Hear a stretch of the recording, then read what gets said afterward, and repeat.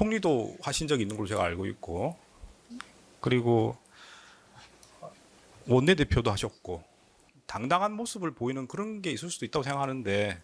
네. 재판장님께 대단히 송구스럽습니다만은 모두의 말씀드린 상황 그리고 취지로 오늘 증언을 거부하게 되었음을 양해. 재판부는 오는 26일 한 전 총리 재판 변론 종결을 예고했습니다. 연합뉴스TV 진기훈입니다. 한덕수 전 국무총리의 재판에 증인으로 출석한 추경호 국민의힘 의원이 증언을 거부했습니다. 서울중앙지방법원에서 열린 한 전 총리의 내란 우두머리 방조 등 혐의 공판에서 추 의원은 지난해 5월 원내대표 취임부터 계엄 해제 의결 이후까지 구속영장에 기재돼 있어 일체 증언을 거부하겠다고 밝혔습니다.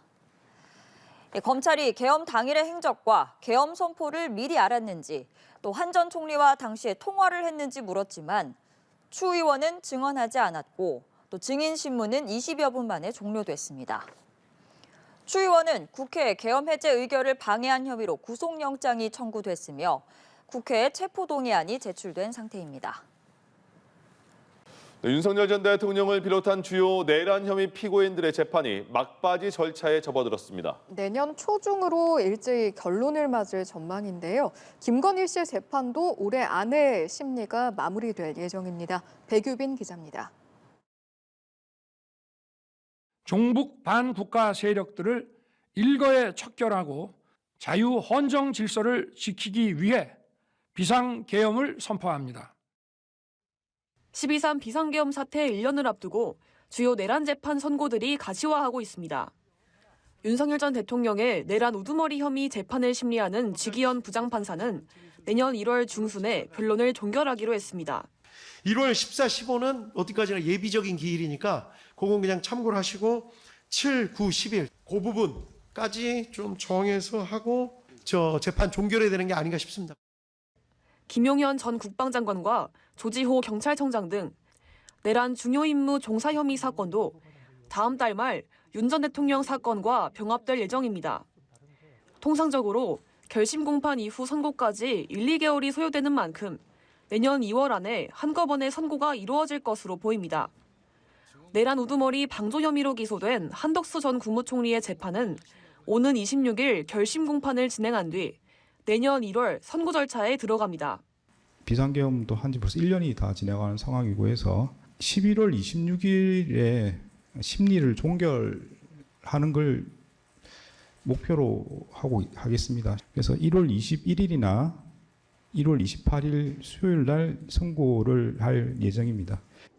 같은 법원에서 진행되는 김건희 씨의 재판도 막바지에 접어들었습니다. 재판부는 건진법사 전성배 씨와 김 씨의 측근인 정지원 전 행정관 등 핵심 인물들을 잇따라 증인으로 불러 신문하고 법정에서 직접 명품 가방과 목걸이를 확인하는 등 사실관계 검증에 속도를 내었습니다. 만일 피고인 신문이 진행되지 않을 경우 다음 달 3일 결심 공판이 진행되고 선고는 내년 초로 예상됩니다. 전 씨와 윤영호 전 통일교 세계본부장 등 김 씨의 통일교 청탁 관련 주요 피고인들의 결심 공판도 다음 달 초중순 중으로 이루어질 예정입니다. 연합뉴스TV 백유빈입니다. 12.3 비상계엄 전후로 국무회의에 참석한 송미령 농림축산식품부 장관이 법정에서 당시 상황을 구체적으로 밝혔습니다. 윤석열 전 대통령이 계엄을 선포한 뒤 별거 아니라는 취지로 말했다는 증언도 나왔습니다. 김예린 기자입니다.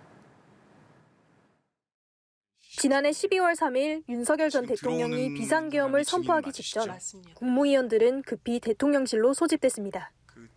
송미령 농림축산식품부 장관은 당시 영문을 모른 채 대통령실로 향했고 한덕수 전 국무총리로부터 좀 더 빨리 올 수 없냐는 독촉 전화도 받았습니다. 1년 가까이 흘러 한 전 총리의 내란 방조 혐의 재판에 증인으로 출석한 송 장관은 당시 상황을 구체적으로 설명했습니다. 송 장관은 대접견실에 도착해서야 이상민 전 행안부 장관으로부터 계엄이라는 두 글자를 듣고 상황을 처음 알게 됐고 모두가 당황해하는 분위기였다고 밝혔습니다. 당시 윤석열 전 대통령의 발언에 대해서도 새로운 증언을 내놨습니다. 비상계엄을 선포하고 돌아온 뒤 별거 아니라고 말했다는 겁니다. 마실 걸 갖고 와라. 뭐 이런 이야기도 하셨고요. 제가 좀 기억 남는 거는 이거에 막상 해보면 뭐 별거 아니야, 아무것도 아니야, 뭐 이런 유의 말씀도 하셨고. 송 장관은 당시 국무회의는 회의가 아니라고 생각한다며 2, 3분간 이뤄진 윤 전 대통령의 선포에 가까웠다고 증언했습니다.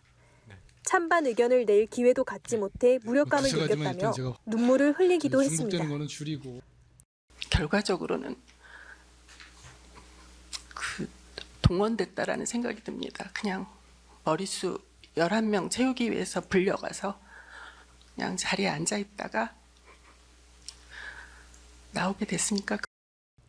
또 계엄을 선포하려는 상황인 줄 알았다면 당연히 가지 말았어야 했다며 국민들께 송구하다고 말했습니다.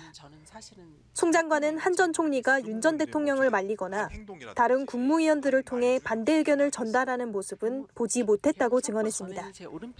연합뉴스 TV 김예린입니다.